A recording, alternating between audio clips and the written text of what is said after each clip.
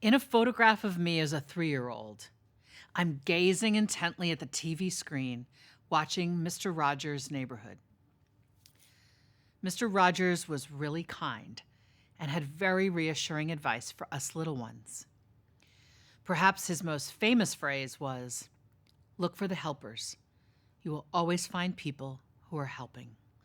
It's a lot right now. A pandemic, stagnant wages and rising prices, unaffordable housing, systemic racialized violence, drastic changes to our planet, a mental health epidemic, just to name a few of the challenges we face. We're all living with the consequences of things humans in the aggregate have done over time.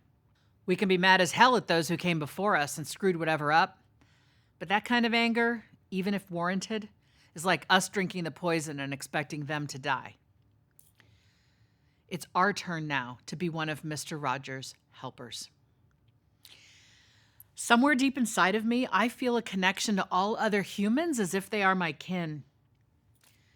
I feel a physical unease at the thought of any of us being left by the side of the road as the rest of humanity plods forward. That's why I'm teaching this course.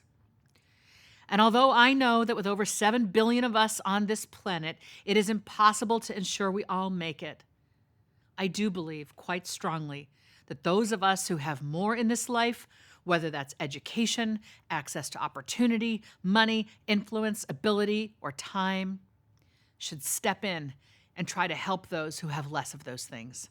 This may seem like liberal garbage to you. You may believe it's on each individual to make whatever they can of their lives, period. That's fine. I'm not here to tell you what to believe. Nobody has the right to tell you what to do with this one precious life of yours. But even if you feel zero compassion-based duty to others, research shows that doing something for others is actually beneficial to you. It's called enlightened self-interest. TED speaker Atul Gawande discusses this in his book, Being Mortal: Medicine and What Matters in the End. He explains that when we're dying, we will feel that our life was worthwhile if we had a cause beyond ourselves. He says the cause can be large, like righting a wrong in your country, or small, like caring for your pets. And that in ascribing value to that cause and seeing it as worth making sacrifices for, well, that's how we give our lives meaning. If you have enough privilege to be taking this course, there are situations that could benefit from your effort, time, or dollars.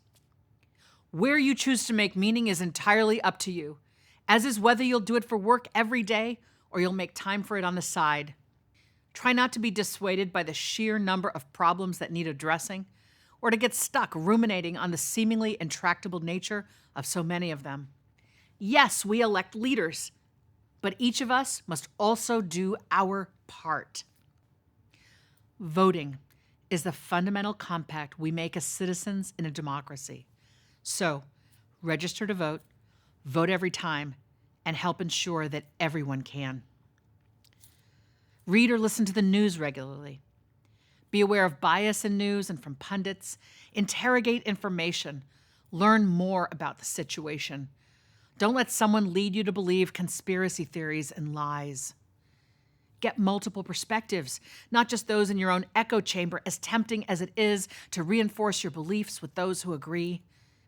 In a society, it's important to listen to what other people think and feel. And of course, the harder thing is to not demonize them, but to try to seek some kind of understanding and common ground. See if you can be someone who can take a deep breath and smile and say, "That's a new perspective for me. Can you say more about where you're coming from?" Question whether your behaviors are in integrity with your values. Is it time to make different decisions around your daily consumption, transportation, and the entities you support with your purchases? Inspire others. You can help activate other people's ability to make meaning in the world by letting them see your eyes light up when you tell them what you care about. So, what'll it be for you? What's your passion? or the word I like better, your why. I'm not here to tell you what it should be. That's entirely up to you. Remember, it's good to have a bias toward action. Start anywhere. Also, don't try to reinvent the wheel. If others are out there doing what you want to do and you respect their values, seek to join them.